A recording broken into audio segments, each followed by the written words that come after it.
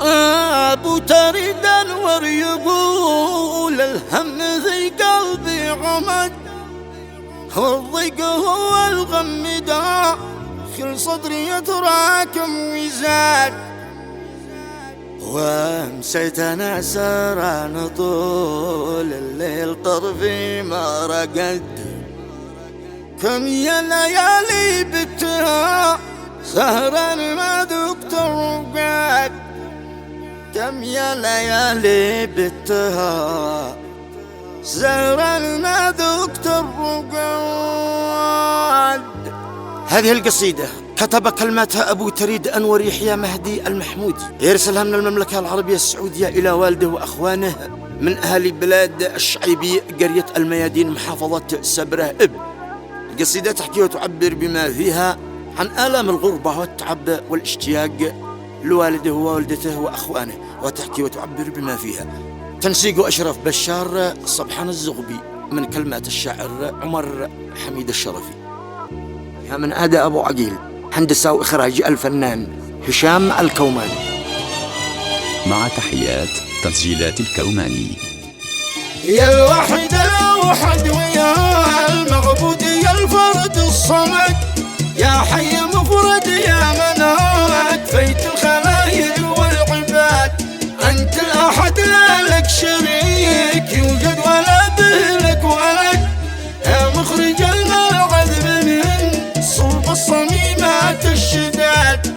الحمد لك حمدا كثيرا حمد صرمد لا يعد، ما رعدك يروي دونا سيلق نسكى كل واد. وازكى الصلاة وشا محمد عد مساجد سجد، سيد البشر من يذكره الذكر يربح واستفاد.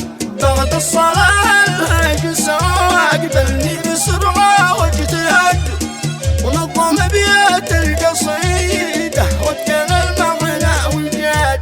أبو تريد أنور يقول الهم في قلبي عمد، والضيق هو الغم دا خل صدري يتراكم وزاد.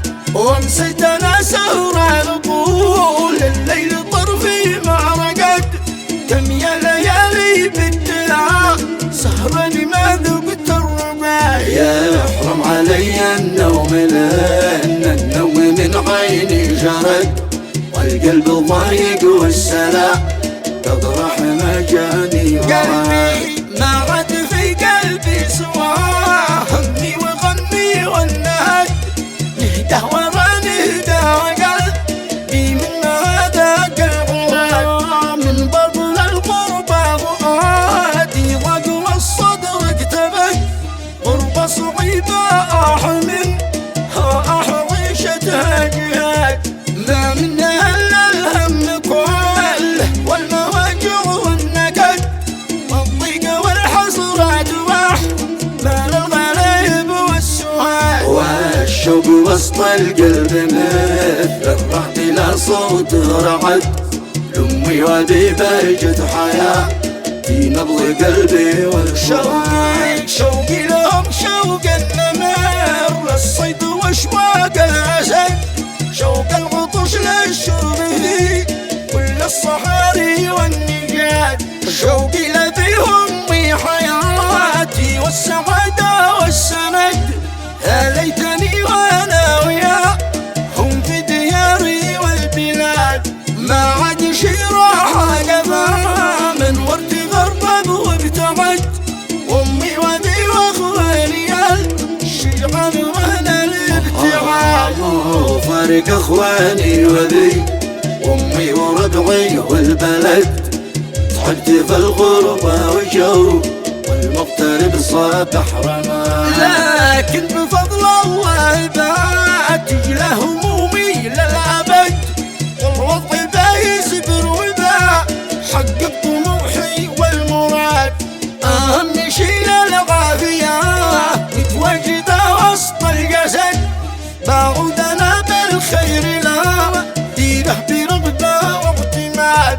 وأكبر تحية قدرها فوق الفياذيب العدد لك يا قناة الزغبية اللي ما تبثي السعاد. بشر سبحان الذي في هيبة أسد، ذاك المجبل ذي جنى فاخر منتج جداد. والختمة صليت بالغر المختار مساجد سجد، سيد البشر من يذكره بالذكر يربح واستفاد.